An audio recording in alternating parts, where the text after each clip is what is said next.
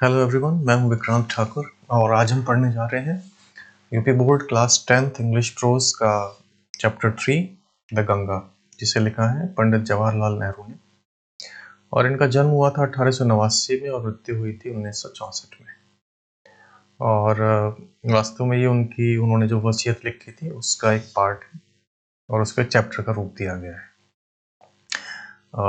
Author के विषय में कुछ जान लेते हैं। Pandit Jawaharlal Nehru the first prime minister यानी प्रधानमंत्री of India was the true builder of modern India. पंडित जवाहरलाल नेहरू भारत के प्रथम प्रधानमंत्री was the true builder यानी वो सच्चे निर्माता थे of modern India, आधुनिक भारत।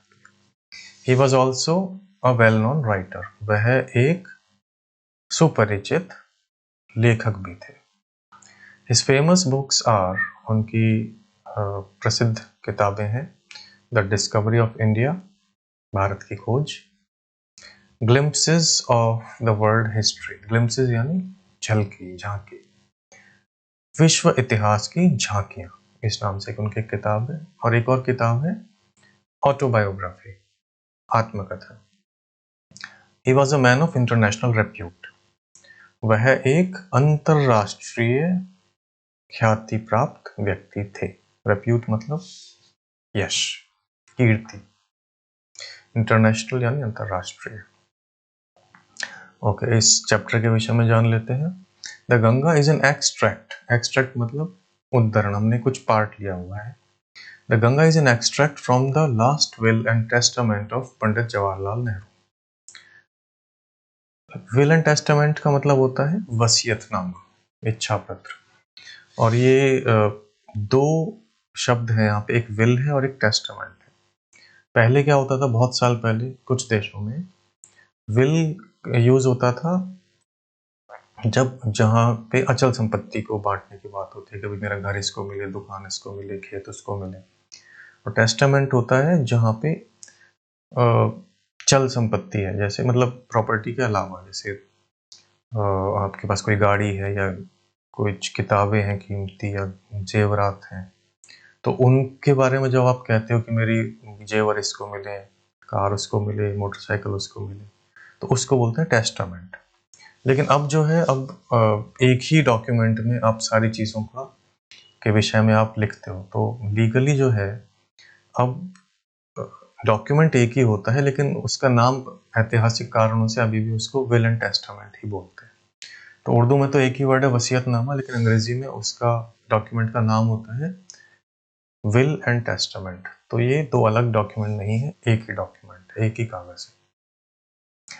तो ये चैप्टर जो है द गंगा, ये लिया गया है उनकी आखिरी वसीयत से। किसकी? पंडित जवाहरलाल नेहरू जी की। He expresses his gratitude to the people of India for their love and affection. और यहाँ पर जो है वो अभिव्यक्त कर रहे हैं, प्रकट कर रहे हैं अपना आभार, ग्रैटिट्यूड। किसके प्रति? To the people of India, Bharat के लोगों के प्रति अपना आभार व्यक्त प्रकट कर रहे हैं। और आभार क्यों प्रकट कर रहे हैं, किस लिए? तो उन लोगों से उन्हें जो for their love and affection, उन लोगों से जो उन्हें प्रेम और स्नेह मिला है, उसके प्रति वो अपना आभार प्रकट कर रहे हैं इस चैप्टर में। He is also grateful to his colleagues. वह अपने कलीग यानी सहकर्मी, उनके प्रति भी बड़े आभारी हैं। Who were his fellow partners? कौन से कलीग्स? वो कलीग्स जो कि उनके साथी और साझेदार भी थे। ठीक है, तो लोग जो है वो काम करते हैं, किसी काम को करने के लिए बहुत सारे लोग इकट्ठे होते हैं। कोई उनका हेड होता है, बॉस होता है, कुछ मैनेजर्स होते हैं, कुछ उनके नीचे काम करते हैं, कुछ उनके नीचे काम करते हैं। तो कहने को सब कलीग हैं, लेकिन सबकी पोस्ट अलग अलग है, लेकिन सारे साझीदार हैं, सब पार्टनर हैं उस काम को करने में। तो नेहरू जी जो है वो कह रहे हैं कि he is also grateful to his colleagues, वो अपने सहकर्मियों के प्रति भी बड़े आभारी हैं, वो सहकर्मी जो उनके साझेदार भी थे। Nehru wants that his body should be cremated after his death. Nehru चाहते हैं कि मृत्यु के बाद आफ्टर हिज डेथ उनका शरीर हिज बॉडी शुड बी क्रेमेटेड, कि उनके शरीर का दाह संस्कार किया जाए। क्रेमेट यानी दाह संस्कार, क्रेमेशन। ठीक है। ही विशेस, वो चाहते हैं, that a handful of his ashes, कि उनकी राख का एक मुट्ठी भर हिस्सा बी इमर्स्ड यानी बहा दिया जाए, इन द गंगा, गंगा में। एंड द मेजर पोर्शन, और एक बड़ा भाग, मेजर बड़ा, पोर्शन भाग, and the major portion of them, उस राख का एक बड़ा हिस्सा जो है वो खेतों के ऊपर बिखेर दिया जाए। स्कैटर यानी बिखेरना, स्कैटर, और फील्ड्स यानी खेत। तो आइए देखते हैं चैप्टर में चल के क्या है। I have received so much love and affection, मैंने इतना अधिक प्रेम और स्नेह प्राप्त किया है, फ्रॉम द इंडियन पीपल, भारतीय लोगों से, that nothing that I do, कि मैं कुछ भी कर लूं, that nothing I do can repay even a small fraction of it, कि मैं कुछ भी कर लूं, मैं उसका एक छोटा सा अंश भी वापस नहीं चुका सकता। रीपे यानी लौटाना, चुकाना, फ्रैक्शन यानी हिस्सा, कि मैं कुछ भी कर लूं, मैं उस प्रेम का, स्नेह का एक छोटा सा हिस्सा भी वापस चुका नहीं सकता। एंड इंडीड, और सच में, वास्तव में, there can be no repayment, कि इसकी भरपाई, इसका कर्ज की अदायगी हो ही नहीं सकती, of so precious a thing as affection, यानी अफेक्शन, स्नेह जैसी मूल्यवान चीज की वापसी हो ही नहीं सकती, उसका कर्ज कभी चुकाया ही नहीं जा सकता। मैनी हैव बीन एडमायर्ड, बहुत से लोगों की प्रशंसा भी की गई है, यानी लोग जो है बहुत से लोगों की प्रशंसा करते हैं। सम हैव बीन रिवियर्ड, बहुत से लोगों की बहुत ही पूजा भी होती है, बहुत से लोग पूजनीय होते हैं, यानी लोग जो है बहुत लोगों की एडमिरेशन करते हैं, प्रशंसा करते हैं, कुछ की बहुत ही ज्यादा पूजा भी करते हैं। But the affection of all classes of the Indian people, लेकिन भारतीय लोगों के सभी वर्गों का अफेक्शन, क्लासेस यानी वर्ग, हैज कम टू मी, मुझे प्राप्त हुआ है, इन सच अबंडेंट मेजर, इतने अधिक, इतने प्रचुर मात्रा में, that I have been overwhelmed by it, कि मैं उससे अभिभूत हो गया, यानी मुझे इतनी अधिक मात्रा में भारत के सभी वर्गों के लोगों का अफेक्शन प्राप्त हुआ है कि मैं उससे अभिभूत हो गया। I can only express the hope that in the remaining years, मैं केवल इतनी इच्छा ही प्रकट कर सकता हूँ, यही आशा है कि अपने जीवन के बचे हुए वर्षों में, in the remaining years I may live, I shall not be unworthy of my people and their affection, कि मैं अपने लोगों के प्रेम का अपात्र न हो जाऊं, यानी लोग मुझे चाहना छोड़ ना दें। To my innumerable comrades and colleagues I owe an even deeper debt of gratitude, मेरे असंख्य, इन्यूमरेबल यानी असंख्य, कॉमरेड्स यानी साथी, कलीग्स, कलीग्स का मतलब भी वही होता है, सहकर्मी, तो मेरे असंख्य सहकर्मियों, साथियों के प्रति तो मेरा और भी अधिक कर्ज है। I owe an even deeper debt, मैं उनका बहुत ही अधिक ऋणी हूं, और वो कर्ज क्या है, वो आभार का कर्ज है, वो कृतज्ञता का कर्ज है। डेट मतलब ऋण, ग्रेटिट्यूड यानी कृतज्ञता। We have been joint partners in great undertakings, हम जॉइंट पार्टनर्स रहे हैं, यानी साझेदार रहे हैं संयुक्त रूप से, इन ग्रेट अंडरटेकिंग्स यानी बड़े बड़े कार्यों को करने में। तो अपने साथियों के लिए कह रहे हो कि उन साथियों के साथ मिलकर नेहरू जी ने बहुत बड़े बड़े कार्य किए। And have shared the Triumph and sorrows, और उन कार्यों को करने में जो सफलता मिली या असफलता भी मिली, सौरो मतलब दुख हुआ, दुख कब होता है, जब कार्य विफल हो जाते हैं। तो बड़े बड़े कार्य को करने में जो सफलता से किया तो बहुत खुशी मिली, विजय मिली, और असफल हो गए तो दुख भी मिले। तो बड़े कार्यों के साथ विच इनएविटेबली अकम्पनी देम, यानी इन कार्यों के साथ जो अवश्य रूप से जो साथ उनके सुख और दुख आते हैं, उसमें मेरे सभी साथी जो हैं वो पार्टनर रहे। When I die, जब मैं मरूं, I should like my body to be cremated. मैं चाहता हूं कि मेरे शरीर का दाह संस्कार कर दिया जाए। If I die in a foreign country, अगर मैं किसी विदेश में मरूं, my body should be cremated there. मेरे शरीर का वहीं पर दाह संस्कार कर दिया जाए। And my ashes sent to Allahabad, और मेरी भस्म को, मेरे शरीर की राख को इलाहाबाद भेज दिया जाए। A small handful of these ashes, इस राख का एक छोटा सा हिस्सा, मुट्ठी भर हिस्सा, should be thrown in the Ganga, Ganga में फेंक दिया जाए, बहा दिया जाए। And the major portion of them, और उस राख का एक मुख्य भाग, एक बड़ा भाग, disposed of, यानी उसका निस्तारण कर दिया जाए। In the manner indicated below, उस प्रकार से जो मैंने नीचे इंगित किया है, जैसा मैंने नीचे बताया है, उस तरीके से मेरी राख का एक बड़ा हिस्से का निस्तारण कर दिया जाए। No part of these ashes should be retained or preserved. मेरी राख का, शरीर की भस्म का कोई भी हिस्सा ना रखा जाए और ना ही परिरक्षित किया जाए, प्रिजर्व किया जाए। कई बार क्या होता है कि शरीर पे बहुत तरह के केमिकल्स और लेप लगाकर उसे कई दिनों के लिए प्रिजर्व कर दिया जाता है। तो नेहरू जी चाहते हैं कि वैसा कुछ भी मेरी राख के साथ ना किया जाए। My desire to have a handful of my ashes thrown in the Ganga at Allahabad has no religious significance. अब वो कह रहे हैं कि मेरी इस इच्छा का, कौन सी इच्छा, कि मेरी जो एशेज हैं वो मुट्ठी भर जो है उसमें से गंगा में, इलाहाबाद में बहा दी जाए, मेरी इस इच्छा का कोई धार्मिक महत्व नहीं है। So far as I am concerned, जहां तक मेरा प्रश्न। तो नेहरू जी जो है वो क्लैरिफिकेशन दे रहे हैं। वो क्या क्लैरिफिकेशन दे रहे हैं? सफाई दे रहे हैं कि भाई मेरी राख जो मैं गंगा में बहाने के लिए बोल रहा हूँ, इसका आप ये मतलब मत निकालना कि मैं बड़ा धार्मिक व्यक्ति हूँ।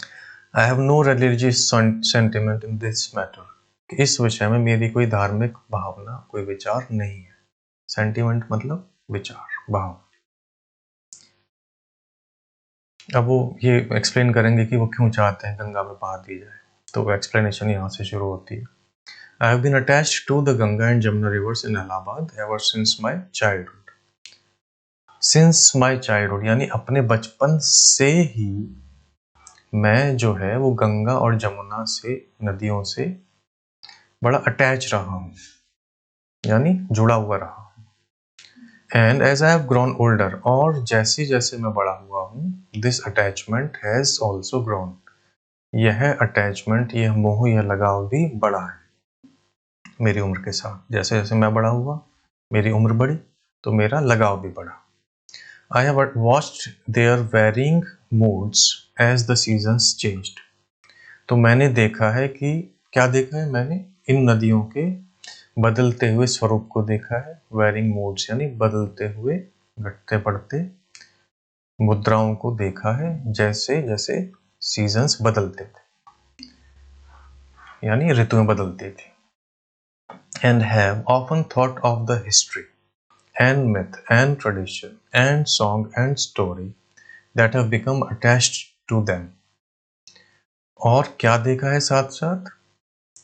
और and have often thought, और अक्सर मैंने सोचा है, किस विषय में? Of the history, उनके इतिहास के विषय में, उन नदियों का इतिहास, उनसे जुड़ी हुई मिथक कहानियों के विषय में सोचा है, उनसे जुड़े हुए परंपराओं, प्रथाओं के बारे में सोचा है, और उनसे जुड़े हुए संगीत, गीत, भजन, कहानियाँ, उन सब के विषय में मैंने सोचा है अक्सर।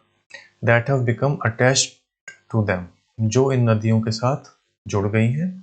Through the long ages, युगों युगों से, बहुत समय से, जो ये सब कहानियाँ, ये कथाएं, प्रथाएं, परंपराएं जो इन नदियों से जुड़ी हैं, इनके विषय भी मैंने अक्सर सोचा है, often thought. और ये सब चीज़ें, ये सब कहानियाँ, प्रथाएँ, गीत, संगीत, मिथक कथाएँ, ये सब become part of their flowing waters, और इन सब नदियों के बहते हुए पानी का हिस्सा बन गई है। The Ganga specially is the river of India, और मुख्य रूप से गंगा ही है जो भारत की नदी कहलाती है। तो भारत को गंगा के नदी के नाम से भी लोग जानते हैं कि भी वो कौन सा देश है जहाँ गंगा बहती है, Bharat. The Ganga specially is the river of India, beloved of her people, ये नदी उसके लोगों की, भारत के लोगों की प्यारी है। Around which are intertwined, T यहाँ पे मिसिंग था तो मैंने लिख दिया है। इंटरट्वाइंड का मतलब होता है गुथा हुआ, जैसे चोटी गूंथ दी जाती है एक दूसरे से लिपटी हुई, जैसे लताएं जो है वो लिपट जाते हैं एक दूसरे से, इंटरट्वाइंड। तो the Ganga specially is the river of India, beloved of her people, अपने लोगों की प्यारी है। Around which are intertwined her racial memories, और इस नदी के चारों ओर यहाँ के रेशियल मतलब यहाँ के लोग, रेस मतलब लोग, तो यहाँ के लोगों की यादें जुड़ी हुई है, गुथी हुई है इस नदी के पानी से। Her hopes and fears, her songs of triumph, और यहाँ पे हर जो बात हो रहा है, हर जो है वो देश और देश के लोगों के लिए बात हो रही है। तो भारत के लोगों की इच्छाएं, उनके डर, उनके विजय के गीत, सॉन्ग्स ऑफ ट्रायम्फ मतलब जब वो काम करते हैं और उसमें जीतते हैं तो खुश होते हैं तो गीत गाते हैं। और हर विक्ट्रीज एंड डिफीट्स, और यहाँ के लोगों की जीत, उनकी हार, उनसे जुड़े हुए उनके जो गाने हैं, जो लोकगीत हैं, जो आशाएं हैं, जो डर हैं, वो सब इस नदी के पानी से गुथे हुए हैं, इस नदी में गुथे हुए हैं। She has been a symbol of India's age long culture, यहाँ पे शी हम बोल रहे हैं गंगा को। गंगा जो है वो भारत के युगों युगों पुराने कल्चर और सिविलाइजेशन, संस्कृति और सभ्यता का प्रतीक है। सिंबल यानी प्रतीक। तो she has been a symbol of India's age long culture and civilisation, यह भारत के युगों पुराने सभ्यता और संस्कृति का प्रतीक रही है, हैज बीन। एवर चेंजिंग, सदा बदलते रहने वाली, एवर फ्लोइंग, सदा बहते रहने वाली, and yet ever the same Ganga, और इतना सब होने के बाद भी अभी भी वही वही गंगा, यानी ये गंगा बदली भी नहीं है और बदलती भी रहती है, दोनों ही बात है। She reminds me of the snow covered peaks, she reminds me मतलब गंगा मुझे स्मरण कराती है किस चीज का, स्नो कवर्ड पीक्स यानी बर्फ से लदी हुई पहाड़ की चोटियों का, and the deep valleys of Himalayas, और गहरी घाटियों का, किसकी, हिमालय की। तो गंगा मुझे हिमालय की गहरी घाटियों का और बर्फ से लदी हुई चोटियों का स्मरण कराती है। Which I have loved so much, और हिमालय के विषय में कह रहे हैं नेहरू जी कि जिसको मैं बहुत ही प्रेम करता हूँ, मैंने बहुत प्रेम किया है हिमालय को। And of the rich and vast plains below, और हिमालय की चोटियों के नीचे जो समतल मैदान है। रिच एंड वास्ट मतलब, रिच मतलब संपदा से भरपूर, प्राकृतिक संपदा से, जैसे जहाँ पे जंगल है, पशु पक्षी हैं, तो बहुत ही ये जगह जो है, तलहटी जो है हिमालय की, वो बहुत ही संपन्न है।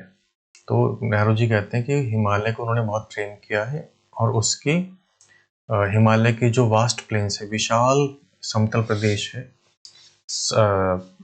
उसको भी नेहरू जी ने बहुत प्रेम किया है। और यही वो जगह है where my life and work have been cast, जहाँ पर मेरे जीवन की और मेरे कार्य की दिशा तय हुई है। कास्ट मतलब सांचे में ढालना, तो जीवन जो ढला है नेहरू जी का, वो इन्हीं इलाहाबाद बेसिकली जो है वो गंगा के मैदानी इलाकों में आता है, हिमालय के। तो हिमालय की चोटियां भी उन्हें बहुत पसंद थी, और जहाँ वो रहते थे वो मैदानी इलाका इलाहाबाद, तो वो भी उन्हें बहुत प्रिय था, और इसी जगह पे उनके जीवन की दिशा तय हुई थी। Smiling and dancing in the morning sunlight, अब जो है वो नेहरू जी गंगा जी के अलग अलग फेजेस को, अलग-अलग उनकी गंगा की जो दशा है उसको एक्सप्लेन कर रहे हैं कि सुबह के समय तो ऐसा लगता है जैसे गंगा जी जो है वो मुस्कुरा रही हैं और नाच रही हैं इन द मॉर्निंग सनलाइट, सुबह की सूरज की रोशनी में। And dark and gloomy and full of mystery as the evening shadows fall. और शाम के समय जब परछाइयाँ लंबी होने लगती हैं, उस समय गंगा जी कैसी हो जाती हैं? डार्क यानी अंधकार में और उदास, gloomy, and full of mystery और रहस्यमय। मिस्ट्री यानी रहस्य, फुल ऑफ मिस्ट्री यानी रहस्य से भरी हुई या रहस्यमय। और कैसी हो जाती है? Narrow, slow and graceful stream in winter. सर्दियों में बहुत ही संकरी, मंद और शालीन। स्ट्रीम ऑफ वाट, स्ट्रीम का मतलब प्रवाह, धारा। सर्दियों में कैसी हो जाती हैं? बहुत ही पतली, शांत धारा में परिवर्तित हो जाती है। And a vast rolling thing during the monsoon. और मानसून के दौरान कैसी हो जाती है? बहुत ही भयंकर गर्जना करने वाली। ब्रॉड बॉसम्ड ऑलमोस्ट एज द सी। और कैसी हो जाती है? ब्रॉड बॉसम्ड मतलब बहुत ही विशाल हृदय वाली,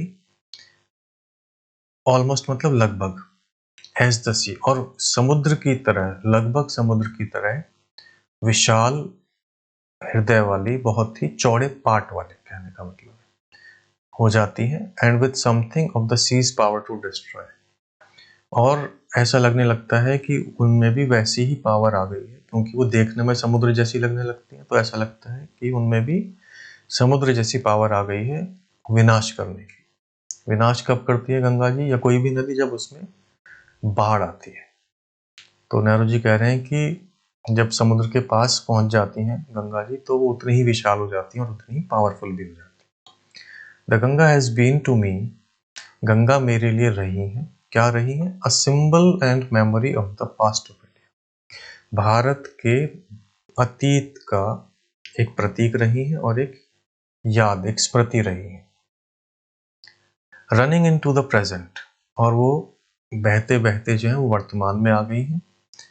and flowing on to the great ocean of the future, और बहते बहते ही कहाँ चली जाएंगी? भविष्य रूपी महान सागर में चली जाएंगी। तो गंगा जी को जो है उसको उन्होंने पास्ट, प्रेजेंट और फ्यूचर, इन तीनों कालों के हिसाब से एक्सप्लेन कर रहे हैं कि ऐसा लगता है कि जो गंगा जी हैं उनका जो जो पास्ट है वो है उद्गम स्थल, जहाँ पे उनका जन्म होता है, तो वो हो गया पास्ट। प्रेजेंट है जब वो समतल मैदानों में बह रही हैं, और फ्यूचर होगा जब वो समुद्र में जाके मिल जाएंगी, गिर जाएंगी वहां पे जाके। एंड दो I have discarded much of past tradition and custom. अब यहाँ पे नेहरू जी जो है वो क्लैरिफिकेशन दे रहे हैं, अपनी सफाई दे रहे हैं कि मैं धार्मिक नहीं हूँ, लेकिन मैं चाहता हूँ कि गंगा जी में मेरी राख जो है वो बहा दी जाए। अब उसका कारण बता रहे हैं कि वो ऐसा क्यों चाहते हैं। एंड दो I have discarded much of the past tradition and custom. हालांकि मैंने much of the past tradition यानी पुरानी जो मेरी जो अतीत की जो परंपराएं हैं और रीति रिवाज हैं, अधिकतर मैंने उनको त्याग दिया है, अस्वीकार कर दिया है। तो नेहरू जी ने कौन कौन सी परंपराएं छोड़ी है ये तो हमें भी नहीं पता। वो वैसे तो हिंदू थे, लेकिन उन्होंने, वो कहते हैं कि मैंने बहुत सारी परंपराएं त्याग दी। अब उन्होंने इस चैप्टर में ये नहीं बताया कि उन्होंने क्या क्या चीजें त्यागी। तो वो कह रहे हैं कि एंड तो हालांकि मैंने अधिकतर परंपराएं और रीति रिवाज त्याग दिए हैं। एंड एम एंक्शस, अच्छा यहाँ पे एन नहीं आएगा, एम आएगा। And am anxious that India should rid herself of all shackles।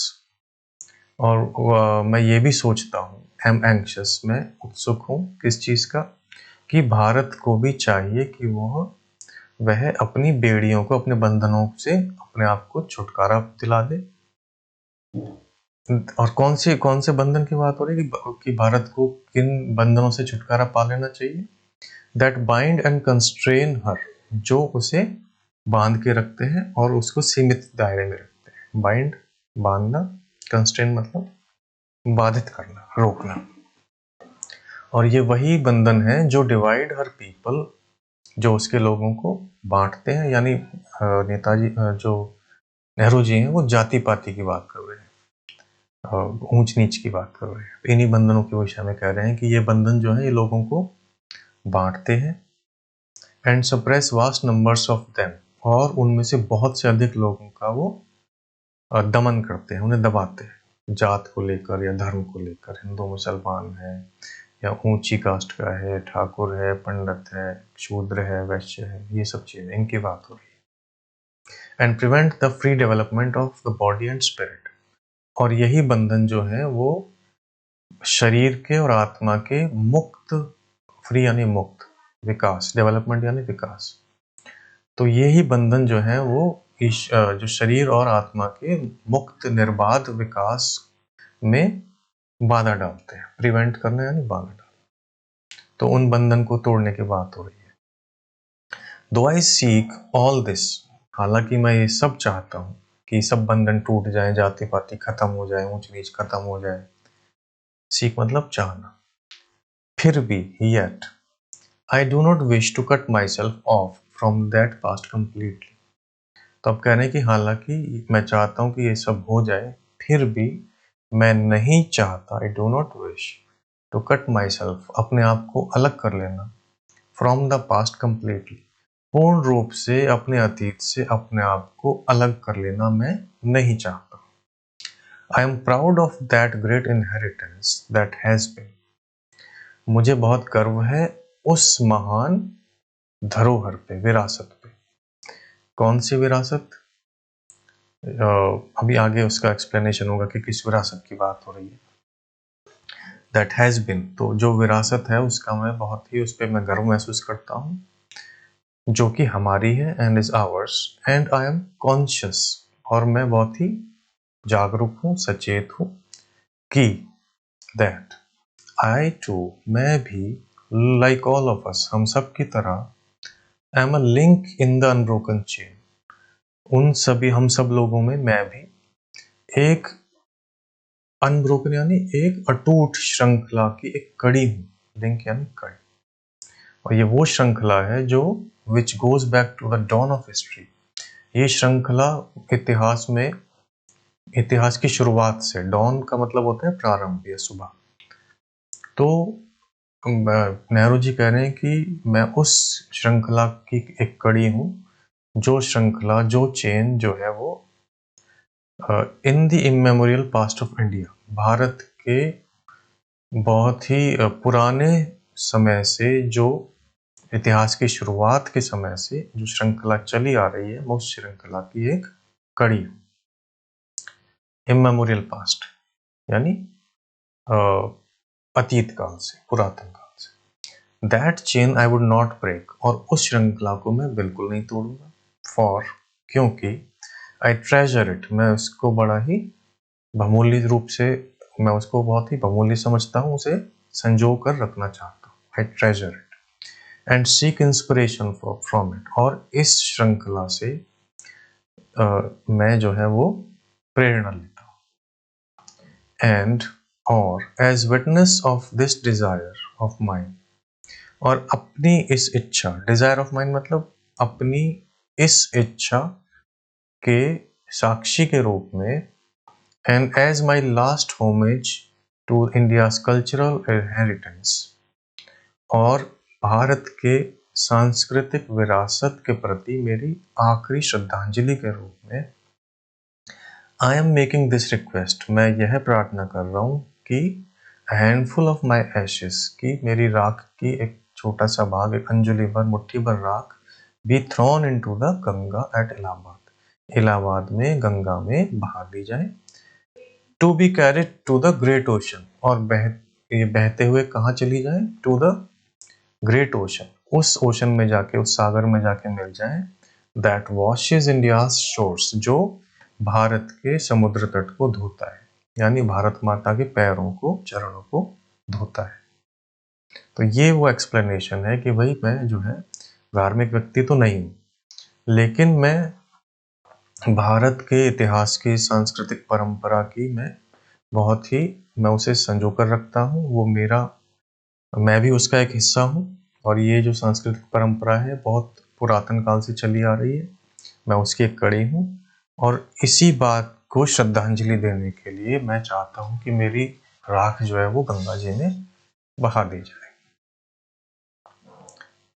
The major portion of my ashes should, however, be disposed of otherwise. अब वो कह रहे हैं कि ऊपर सब कहानी उन्होंने कह दी कि भाई इस कारण से मेरी मुट्ठी भर जो राख है वो वहां बहा दी जाए, लेकिन the major portion of my ashes, मेरी राख का एक मुख्य भाग, should be disposed of otherwise, तो मेरी राख का एक बड़ा भाग जो है उसका निस्तारण एक अन्य प्रकार से किया जाना चाहिए, दूसरे रूप से उसका निस्तारण किया जाए। डिस्पोज मतलब निपटा देना, समाप्त कर देना, निस्तारण कर देना। अब वो दूसरा तरीका क्या है? I want these to be carried high up into the air in an aeroplane. मैं चाहता हूं कि दीज, इन्हें, यानी जो मुख्य भाग है राख का, उसे हवा में बहुत ऊपर ले जाया जाए, इन एन एरोप्लेन, एक वायुयान में, and scattered from that height, और उस ऊंचाई से बिखेर दिया जाए, ओवर द फील्ड्स, खेतों के ऊपर, जहां, वेयर मतलब जहां, the peasants of India toil, peasant मतलब किसान, भारत के किसान कठिन परिश्रम करते हैं, यानी जिन खेतों में भारत के किसान कठिन परिश्रम करते हैं उन खेतों के ऊपर मेरी राख को बिखेर दिया जाए, so that they might mingle with the dust and soil of India, जिससे कि जो राख है मेरी वो भारत की धूल और मिट्टी में अच्छे से मिल जाए। मिंगल मतलब मिल जाना, और क्या हो जाए, and become an indistinguishable part of India, और वह इस प्रकार जो है वो भारत का एक अटूट अभिन्न अंग, इनडिस्टिंग्विशेबल मतलब अभिन्न, जिसमें भेद न किया जा सके, तो वो इस प्रकार से जो है वो एक अभिन्न हिस्सा बन जाए भारत का। I have written this will and testament in New Delhi, मैंने यह वसीयत जो है वो नई दिल्ली में लिखी है। किस दिन? On the 21st day of June, जून के 21वें दिन को। किस सन में? इन द ईयर 1954, सन 1954 में जून के 21वें दिन को दिल्ली में मैंने अपनी यह वसीयत लिखी है। तो इस प्रकार ये चैप्टर खत्म होता है और हमने इसमें देखा कि नेहरू जी ये चाहते हैं कि उनकी जो राख है वो गंगा जी में बहा दी जाए। फिर वो ये भी कहते हैं कि भाई मैं कोई धार्मिक व्यक्ति नहीं हूँ, मैं धर्म में विश्वास नहीं रखता हूँ, और फिर वो क्लैरिफिकेशन भी दे रहे हैं कि मैं क्यों चाहता हूँ कि वो मेरी अस्थियां जो है वो गंगा जी में बहा, मेरी जो राख है वो गंगा जी में बहा दी जाए, क्योंकि गंगा जी जो है वो भारत के कल्चर को रिप्रेजेंट करती हैं और उस कल्चर को श्रद्धांजलि देने के लिए अपनी को चाहते हैं कि भाई उनकी राख जो है वो गंगा जी में बहा दी जाए। तो ये तो इस चैप्टर का एक्सप्लेनेशन था और आशा करता हूँ कि आपको ये समझ में आया होगा। तो वो अगर आपको अच्छा लगा तो आप इसे लाइक करें और शेयर करें ताकि और बच्चे भी इसका लाभ उठा सकें, और अगले वीडियो में हम इसके एक्सरसाइजेज और सॉल्यूशंस के ऊपर डिस्कशन करेंगे। तो तब तक के लिए थैंक यू।